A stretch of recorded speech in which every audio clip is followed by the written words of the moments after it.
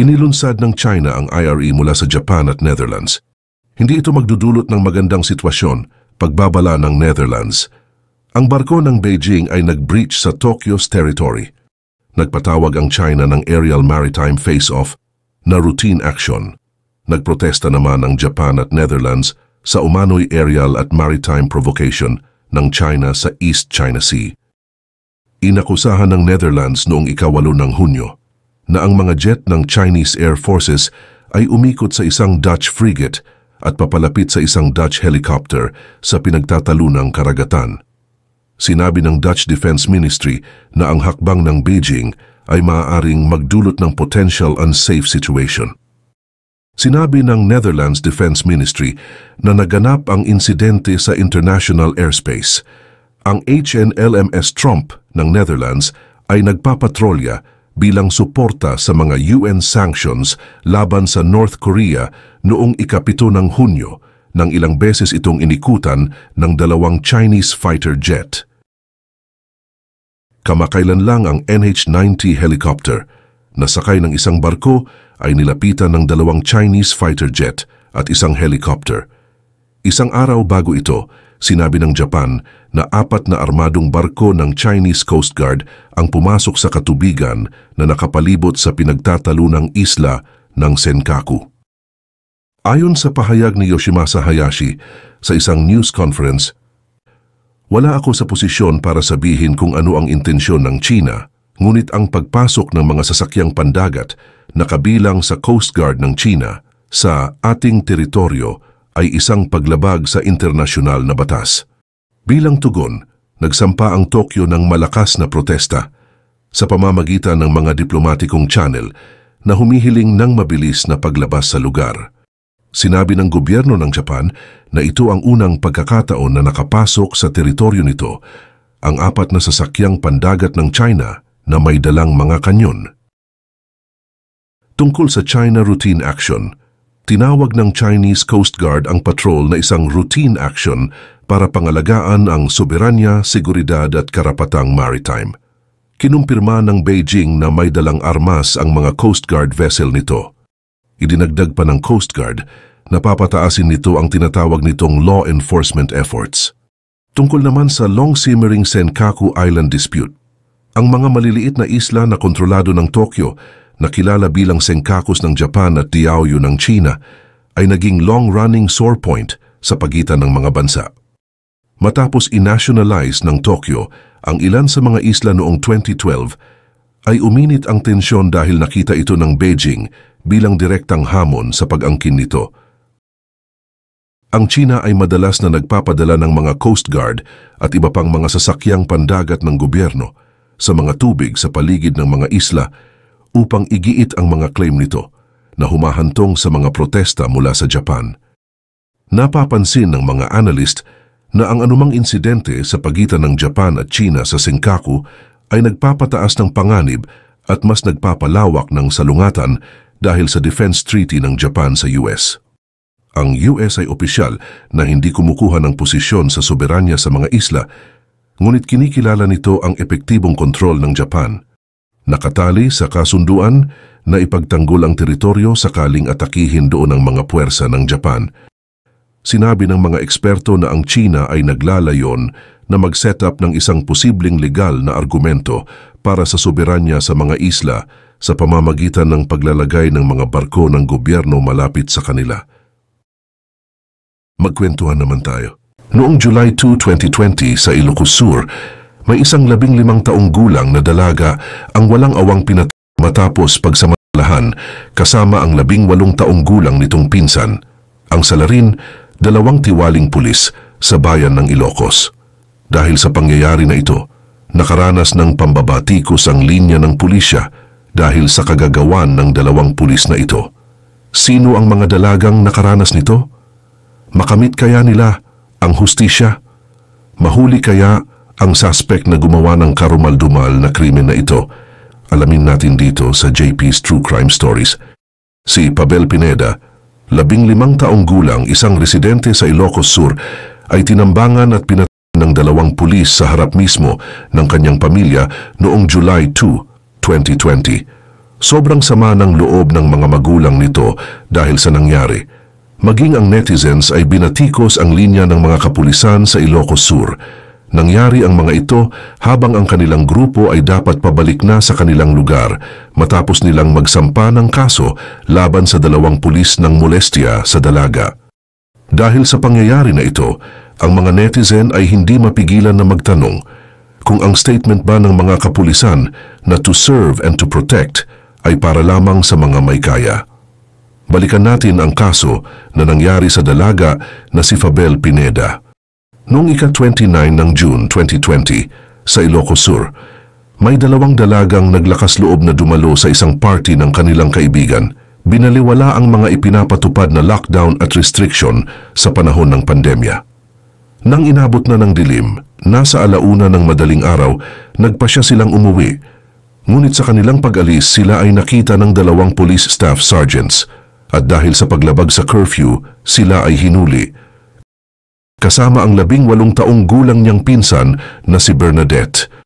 Sa kalagitnaan ng gabi, biglang may 2 pulis na lumapit at sinabihan sila na sila ay lumabag sa curfew. Nang ma-realize nila ang kanilang violation, inalok sila ng mga pulis na ihatid sila hanggang sa kanilang mga bahay. Sa una, nag-decline ang mga babae. Pero dahil sa panggigipit ng mga pulis, wala silang nagawa kundi sumakay sa mga motor nito. Sinama ng 2 pulis ang mga dalaga sa isang tahimik at malayong lugar, sa tabing dagat. Sa lugar na yon, bigla na lang silang tinutukan ng baril at sinimulang abusuhin at gahasain ng mga ito.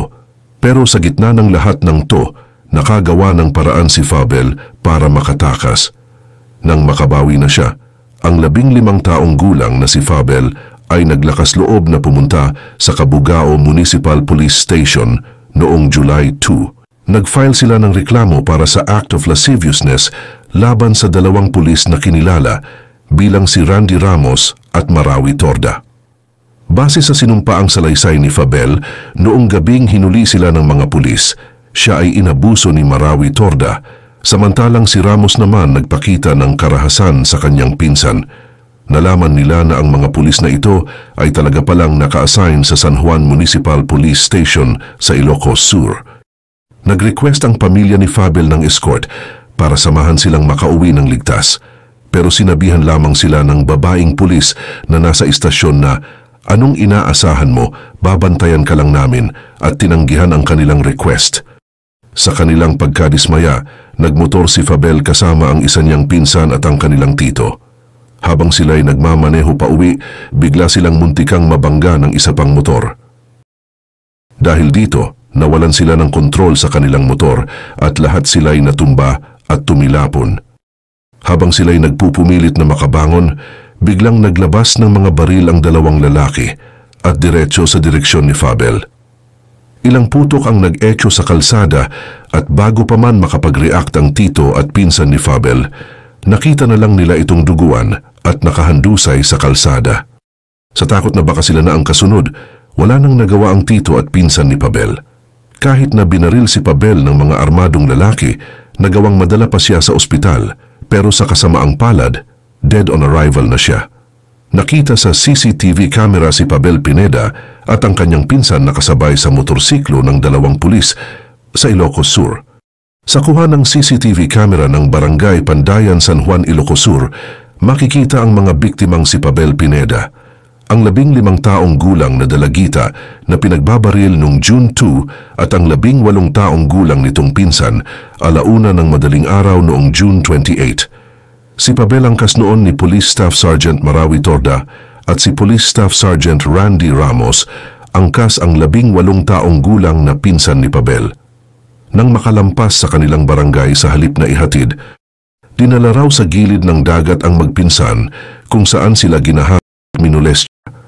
Matatandaan galing sa birthday party sa San Juan ang magpinsang biktima nang dumatingang ang 2 pulis at nagboluntaryo umanong ihatid pa uwi.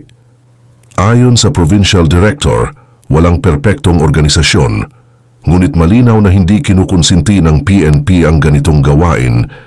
Sa interview ay sinabi ni PNP Chief General Archie Gamboa na gusto niya ang pinakamataas na parusa laban sa mga ito, at inilarawan niya na ang dalawang pulis ay hindi matatawag na men in uniform. Kung hindi ang mga ito ay mga hayop at karapat, dapat lamang na makulong ang mga ito ng habang buhay dahil wala silang mga awa, walang mga puso at ang mga ito ay tinawag niyang mga walang kwentang pulis. Sa balita nabanggit na pinag-utos ni Gamboa, ang hepe ng Police Regional Office 1 na protektahan ang 18 taong gulang na pinsan ni Pabel na nagtungo sa korte para kasuhan si Ramos. Ayon sa PNP chief, gusto niyang matiyak na lahat ng testigo ay makakapunta sa paglilitis sa korte. Pero ang nagiging usap-usapan ngayon sa publiko ay kung bakit hindi nabanggit ang kasong panggagaha sa mga biktima. Noong July 4, 2020, naglabas ng pahayag ang National Police Commission o NAPOLCOM Regional Office na sila'y may ongoing na investigasyon. Ang trahedya na naranasan ni Fabel ay agad na ibalita sa kanyang ina na si Blessy Pineda na nagtatrabaho bilang isang domestic worker sa Kuwait. Binigyan siya ng kanyang employer ng permiso na bumalik sa Pilipinas pero may kondisyon, siya ang sasagot sa kanyang plane ticket pabalik. Sa paglipas ng ilang buwan, ang kaso ni Pabel ay natabunan ng mas mabigat na isyo. Noong parehong taon na nangyari ang pagpatay sa kanya, ay ang parehong taon kung kailan dininig ang tungkol sa pag-retain ng legislative franchise ng isang kilalang TV network. Matapos ang mahabang paghihintay ng 13 taon para sa desisyon ng Kongreso tungkol sa nasabing network, nagulat ang lahat ng nagpasya ang mga miyembro ng Legislative Franchise Committee ng House of Representatives na hindi na i-renew ang franchise nito. Dahil dito, pinag-utusan ng gobyerno ang network na itigil ang kanilang mga broadcast sa TV at radyo noong May 4, 2020. Sa gitna ng pandemya, hindi rin nagpatinag ang mga netizen sa pagpapahayag ng kanilang hinaing at panawagan para sa hustisya sa trahedya na naganap kay Pabel. Ang hashtag na Justice4 Pabel ay mabilis na kumalat at nag-trending sa Twitter. Mga sikat na influencer sa social media, mga aktivista at iba't ibang international organizations ay nagpahayag ng kanilang pagkabahala sa ginawang aksyon ng dalawang pulis at nag-udyok sila ng mabilisang aksyon mula sa kapulisan upang mabigyang linaw ang kaso. Noong ika-22 ng Hulyo 2020, dinala na sa kanyang huling hantungan si Pabel sa Cabugao Cemetery. Ang karamihan sa mga dumalo sa libing ay nagsuot ng itim at puti bilang pagpapakita ng kanilang pakikidalamhati. Nagtipon-tipon ang mga taong nagmamahal kay Pabel Pineda, isang 15 taong gulang na dalaga sa Cabugao, Ilocosur para makita siya sa kanyang huling sandali. Ngayong umaga, dinala na si Pabel sa kanyang huling hantungan matapos ang quarantine period ng kanyang ina. Kasama na rin ang kanyang pinsan at si Melody. Sa oras na malaman mo ang buong kwento, siguradong hahanapin mo rin ang hustisya para sa kanya, gaya ng ginagawa ng kanyang ina. Pero bago ilibing, ilang ulit daw na sumanib si Pabel sa isa nilang kaibigan at sa kanyang pagsanib, mayroon daw siyang bilin. Ito ay huwag daw basta-bastang magtitiwala sa ibang tumutulong kasi maaring baliktarin daw sila nito at sinabing merong nagmamanman sa mga galaw nila. Habang naghihintay ng susunod na hakbang sa kaso, nagulat ang lahat nang lumapit si Blessy Pineda, ang ina ni Pabel, kay Raffy Tulfo.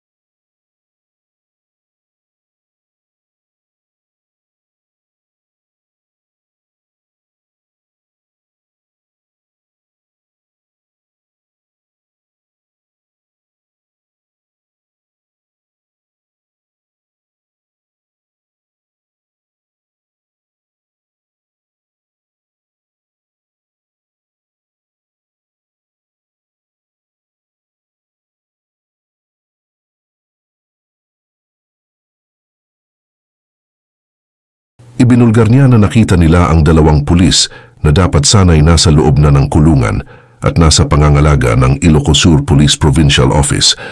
Pero sa halip ay nakita nilang namimili sa palengke.